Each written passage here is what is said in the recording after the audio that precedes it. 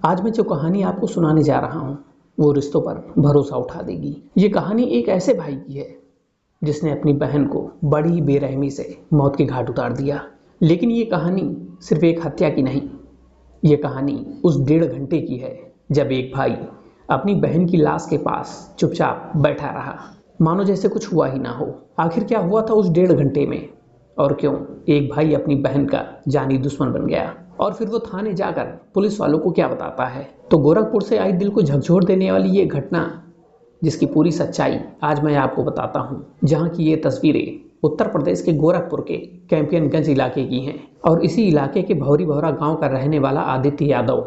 आदित्य अपने पिता की मौत के बाद आदित्य ही घर का सहारा था। वो मजदूरी करके अपनी 2 छोटी बहनों का, माँ का और छोटे भाई का पालन पोषण करता था। घर की सारी जिम्मेदारी उसी के कंधों पर थी। लेकिन सोमवार को आदित्य ने अपनी 19 साल की बहन नित्या का बड़ी ही बेरहमी से कत्ल कर दिया। नित्या जो 12वीं की स्टूडेंट थी, जो अभी अपने सपनों को बुन रही थी।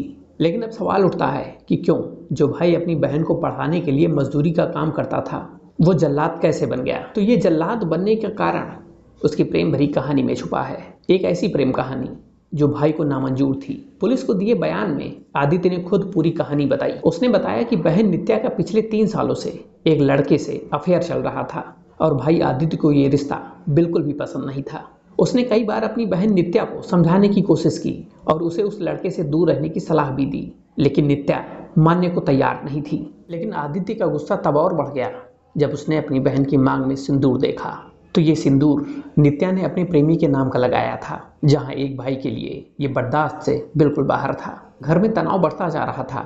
लेकिन इस कहानी में असल मोड़ आया रविवार की रात। तो उस रात कुछ ऐसा हुआ जिसके बाद आदित्य ने यह ठान लिया कि वो अपनी बहन नित्या को नहीं छोड़ेगा। जहां रविवार को नित्या घर से निकली, लेकिन पूरी रात घर वापस नहीं लौटी, और आदित्य और उसका पूरा परिवार पूरी रात परेशान रहा, उसे ढूंढता रहा। और सोमवार की सुबह आदित्य को पता चला कि नित्या पास के ही एक रेस्टोरेंट में अपने बॉयफ्रेंड के साथ बैठी है। और ये सुनते ही आदित्य गुस्से में रेस्टोरेंट जा पहुंचा, और वहां पर उसने नित्या को उसी लड़के के साथ देखा।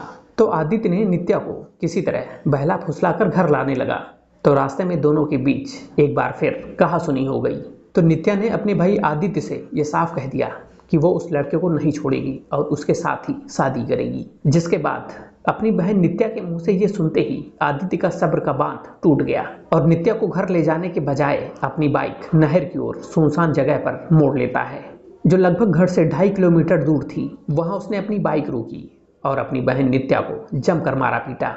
और इसी मारपीट में नित्या के सर में गंभीर चोटें आईं, और फिर उसने 19 साल की अपनी बहन नित्या को पानी में तब तक डुबोए रखा जब तक उसकी सांसें नहीं थम गईं। लेकिन इस कहानी का सबसे खौफनाक किस्सा तब शुरू होता है जब अपनी बहन की जान लेने के बाद आदित्य वहां से भागा नहीं, डरा नहीं, बल्कि वहीं नहर के किनारे अपनी बहन की लाश के पास पूरे 1.5 घंटे तक चुपचाप बैठा रहा।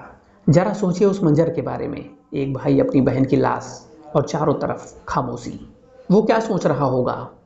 क्या उसे अपने किए पे पछतावा था, या फिर वो अपने सम्मान की जीत का जश्न मना रहा था? और 1.5 घंटे के बाद आदित्य वहां से उठता है और कैंपियरगंज थाने पहुंचता है। वहां पहुंचकर वो पुलिस वालों से कहता है कि मैंने अपनी बहन को जान से मार दिया है, उसकी लाश नहर पे पड़ी है। तो आदित्य की बात पुलिस वाले सुनकर सन्न रह जाते हैं। वो तुरंत ही आदित्य को कस्टडी में लेते हैं और उसके बाद उसे लेकर घटनास्थल पर पहुंचते हैं। तो नहर से नित्या की लाश को बाहर निकाला गया और शव को पोस्टमार्टम के लिए भेज दिया गया।